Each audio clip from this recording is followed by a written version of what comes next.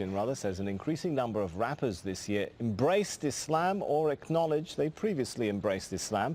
Among the names, Busta Rhymes, Loon, Napoleon, Castro and Raekwon. Well, Amir Junaid Muhaddith, better known by his stage name Loon, is one artist hoping to change the lyrics and message of rap following his own religious conversion. Loon was part of P. Diddy's Bad Boy Records. He accepted Islam in 2008 on a tour in Dubai. He joins me now from Saudi Arabia, where he's just finished performing an Umrah or minor religious pilgrimage. Thanks so much for joining us. You kind of look a little bit different to me today than how we've been seeing you in those pop videos. Is Loon still in there somewhere? Nah, Loon is working his way out of my system, you know. Just happy to be, accepting Islam and finding the peace of mind that I was always searching for in the music business. And it was very difficult to find this place in my life now, but thanks to Islam, I've been able to, complete my search, and now I'm very much at peace. So I take it you're no longer a bad boy? No, bad boy days are over. Now I'm what you call a good boy. All right, I want to forgive me for taking our viewers back to a little bit of the Bad Boy Loon days. I want to just play a piece of your music here, just to refresh everyone's memory of how Loon used to look like. I met a lot of women in my lifetime, but see, it's not a lot of women that got the right mind. I done had pretty chicks with all the right features, and hood rat chicks that only rock sneakers, cell phones and beepers, and know how to treat you. You break a heart, shit, walk out and leave you. I find a girl, I'ma keep her, cause now I'm getting money and the game getting deeper. You want some real... Well, I guess the question now is, will you continue to rap? Well, right now I'm very much focusing on, studying Islam and becoming more knowledgeable of the deen, because, being in a position of influence, I have to be able to, protect myself in ways, the media sometimes, try to use these transitions that artists make and try to make it, an opportunity to make a mockery of Islam or whatever faith a person might choose. So I'm, very much an advocate of trying to study the deen and become more knowledgeable of Islam. And, right. Allah knows best. Well, maybe in addition, maybe I won't. Yeah, in addition to studying your new religion, I understand you're also working with another group of rap artists to try and change the message of rap itself. Is that possible? I mean, rap hails from the hardened neighborhoods of the West. The lyrics sometimes attack, threaten, insult others.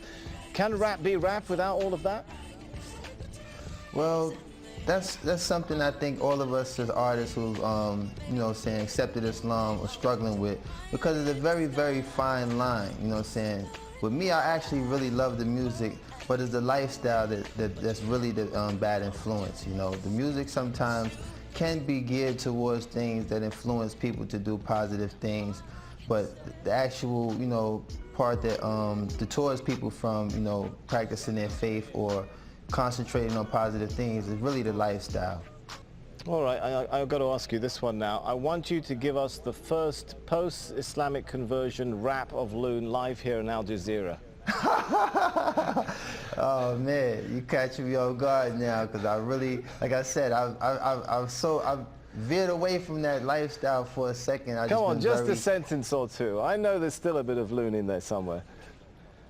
I don't know. I mean, for the most part, let me see. You got me there, man. You got me there. All right, well, I'll give you a minute to think about that. Maybe we'll come back to it. But yeah, we'll come back to that. Rap was, seen in many parts of the world, particularly this part of the world, as a really Western cultural product, a threat to local cultures. Could it become something of an instrument for introducing Eastern culture back to the West if many of you guys are adopting Islam? Well, what I think is the most, the mass audience that we reach as artists, particularly in the club.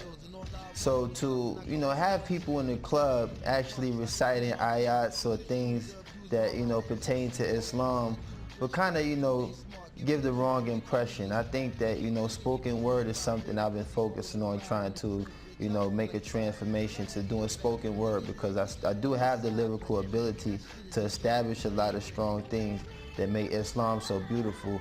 But it's very hard to walk that fine line when you have music in the background that kind of, you know, either plays its role as a dance rhythm or something that might, you know, mislead a person from the message that we're trying to give.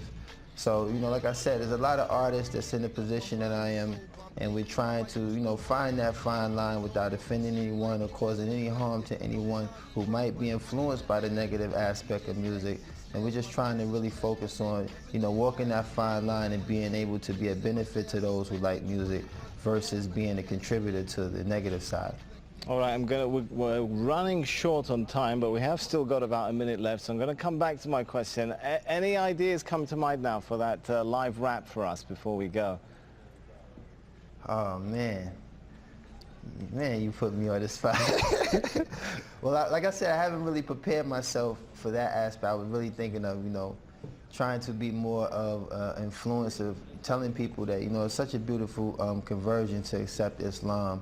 And I haven't really entertained incorporating music into this transition yet. Like I said, I've been just trying to focus on being very knowledgeable of the deen, and, you know, focus on, right, you know, all the beautiful things that's taken place in my life these past 7 months. I've accepted Islam, and a lot of sacrifices that I've made to move away from that lifestyle. Allah has definitely blessed me with a beautiful replacement, and I'm just so, like, grateful to have that working in my life right now.